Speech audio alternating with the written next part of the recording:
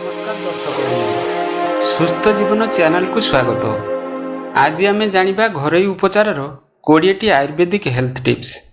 Tips number 1, मुहरे हालुका sunburn हेले ठंडा पानी रे भिजा कपड़ा किछि समय रखंतु, यह आराम देई पारे। टिप्स नंबर 2, आखि थकी गले किछि समय पई मोबाइल और कंप्यूटर रु विरति नियंतु। 20-20-20 नियम उपकारी होई पारे। टिप्स नंबर 3, गरम दिन रे छास पी पारंती, यह शरीर को सतेज अनुभव कराई पारे। टिप्स नंबर 4, हालुका कोष्ठकाठिन्य हेले खाद्य रे फाइबर युक्त फल और पनीपरिबा बढ़ांतु। टिप्स नंबर 5, शरीर रु घाम रो गंध अधिक हेले प्रतिदिन सफा कपड़ा पिंधंतु, यह दुर्गंध कमाइबारे सहायक करिपारे। टिप्स नंबर 6, हालुका ओठ फाटिले घिओ किंबा पेट्रोलियम जेली व्यवहार करिपारंती। टिप्स नंबर 7, अधिक समय दंडायमान रहिले पाद को किछि समय उच्चरे रखी विश्राम करंतु। टिप्स नंबर 8, हाथ पाद सुखिला लागिले नोडिया तेल किंबा चर्म को कोमल रखिबा पई व्यवहृत क्रीम लगांतु। टिप्स नंबर 9, खरा दिन रे बाहर को जिबा बेले छता किंबा टोपी व्यवहार करंतु।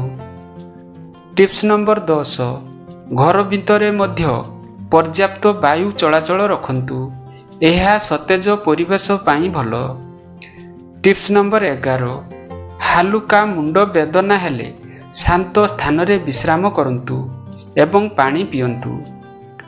टिप्स नंबर 12, पाद तले ज्वाला अनुभव हेले ठंडा पानी रे धोई किछि समय विश्राम करंतु। टिप्स नंबर 13, ग्रीष्म ऋतु रे तरभुज काकुड़ी भली पानी युक्त फल खांतु।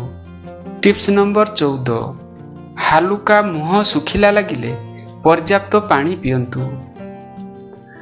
टिप्स नंबर 15, दीर्घ समय बसी काम कले प्रति घंटारे थरे उठी शरीर को टिके चलांतु। टिप्स नंबर 16, शोइबा पूर्वरु शोइबा घर को शांत और अंधकार रखिले घुम भलो होई पारे। टिप्स नंबर 17, नख को नियमित काटंतु और सफा रखंतु, यह संक्रमणर झुंप कमाई पारे। टिप्स नंबर 18, बारंबार हाथ धोइबा अभ्यास रखंतु, यह अनेक संक्रमणरु सुरक्षा देई पारे। टिप्स नंबर 19, खाद्य को ढांकी रखंतु, यह धूली और कीटपतंगरु खाद्य को सुरक्षा देई पारे। टिप्स नंबर 20, हालुका थका लागिले शरीर को पर्याप्त विश्राम दियंतु, अनेक समय रे विश्राम ही सर्वोत्तम घरोई उपाय होई पारे। एही 20टी घरोई उपचार मध्यरु केउटी आपनकु सबुठारु उपयोगी लागिला कमेंट रे जणांतु। वीडियो भलो लागिले लाइक शेयर और चैनल को सब्सक्राइब करंतु। धन्यवाद।